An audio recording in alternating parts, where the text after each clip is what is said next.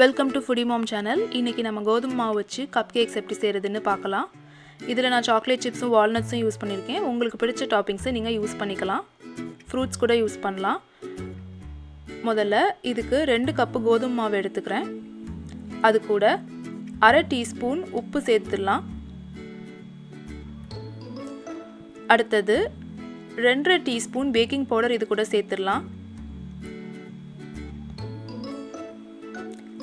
இது எல்லாத்தையும் சேர்த்து நல்லா ஒரு தடவை மிக்ஸ் பண்ணி தனியாக எடுத்து வச்சுருவோம். இது நம்மளோட ட்ரை மிக்சர். அடுத்தது நம்மளோட வெட் மிக்சருக்கு போயிடலாம். இதுக்கு நம்ம ஒரு பெரிய பவுல் எடுத்துக்கலாம்.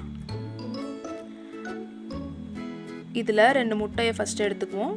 முட்டை நல்லா மிக்ஸ் ஆகிற அளவுக்கு முதல்ல பீட் பண்ணிக்கணும். முட்டையை நல்லா கலந்து விட்டதுக்கப்புறமா நம்ம இது கூட சுகர் சேர்த்துடலாம். இந்த ரெசிப்பியில் எந்த சுகர் வேணாலும் யூஸ் பண்ணலாம். நான் இதில் லைட் ப்ரௌன் சுகர் யூஸ் பண்ணுறேன். சுகர் இதுக்கு 3/4 கப்பு சேர்க்கணும். 3/4 கப்பு சுகரை நம்மளோட முட்டையில் சேர்த்து சுகரையும் முட்டையும் சேர்த்து நல்லா மிக்ஸ் பண்ணிக்கலாம். இதை மிக்ஸ் பண்ணுறதுக்கு ஒரு 2லேருந்து 4 நிமிஷம் ஆகும். இது நல்லா ஒன்றா சேர்ந்து வர அளவுக்கு மிக்ஸ் பண்ணி எடுத்துக்கலாம்.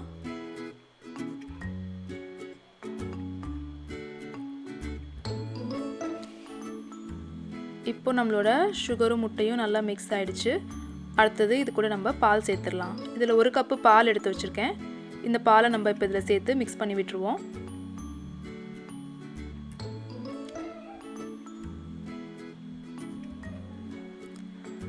அடுத்தது 1 டீஸ்பூன் வெனிலா எக்ஸ்ட்ராக்ட் இதில் சேர்த்துருவோம்.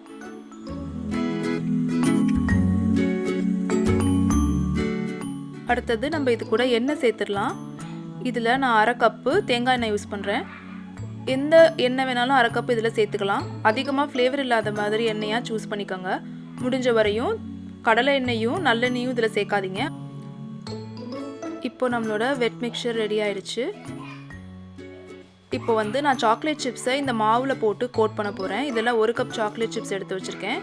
இதை நம்ம ஏன் மாவில் கோட் பண்ணுறோம்னா, பேக் பண்ணும்போது கேக்குக்கு அடியில் போய் இது படியாமல் கேக்குக்கு மேலேயே இருக்கிறதுக்காக இதை மாவில் கோட் பண்ணோம்னா அது படியாமல் இருக்கும். இப்போ இதை நல்லா கோட் பண்ணதுக்கு பிறகு இதை எடுத்து நம்மளோட வெட் மிக்சரில் சேர்த்துடலாம்.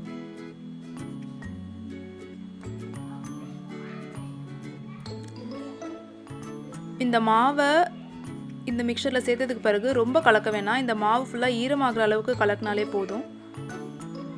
ஓவராக கலக்கி விட்டோம்னா கேக் கொஞ்சம் ஹார்ட் ஆகிடும்.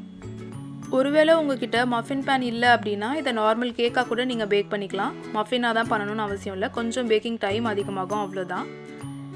இப்போ நம்மளோட மிக்சர் ரெடி ஆகிடுச்சு. இது கூட நான் கொஞ்சம் நட்ஸும் சேர்க்க போகிறேன். இதில் வால்நட் சேர்க்கலான்னு இருக்கேன். உங்களுக்கு எந்த நட்ஸ் பிடிக்குமோ அதை நீங்கள் சேர்த்துக்கலாம். இப்போ இதில் அரை கப்பு சாப்டு வால்நட்ஸ் சேர்க்குறேன். வால்நட்ஸை சேர்த்ததும் லைட்டாக மிக்ஸ் பண்ணி விட்டுருவோம். இப்போ நம்மளோட கேக் மாவு ரெடி ஆயிடுச்சு. நான் ஏற்கனவே ஒரு மஃபின் பேனில் எண்ணெய் தேய்ச்சி அதில் கப் கேக் லைனர்ஸ் போட்டு வச்சுருக்கேன். கப் கேக் லைனர்ஸ் இருந்தால் போடலாம், இல்லைன்னா அதை விட்டுறலாம். நார்மலான பேன்லேயே எண்ணெய் தேய்ச்சி அப்படியே யூஸ் பண்ணிக்கலாம். இப்போ நம்மளோட மாவை இந்த பேனில் ஃபில் பண்ணிடலாம். இதை கிட்டத்தட்ட மேலே வரையும் ஃபில் பண்ணிடலாம். அப்போ தான் நமக்கு கேக் நல்லா புஷ்ஷுன்னு பெருசாக வரும். கேக் நல்லா பேக்கரி ஸ்டைலில் புஷ்ஷுன்னு பெருசாக வரணும் அப்படின்னா முதல் 5 நிமிஷத்துக்கு 400 டிகிரி ஃபாரன்ஹீட்டில் வச்சு பேக் பண்ணிவிட்டு அதுக்கப்புறம் 350 டிகிரி ஃபாரன்ஹீட்டுக்கு மாற்றிடுங்க. கேக்கில் டூத்பிக் இன்சர்ட் ஆனால் க்ளீனாக வர அளவுக்கு பேக் பண்ணணும். இதுக்கு ஒரு 15லேருந்து 20 நிமிஷம் ஆகும்.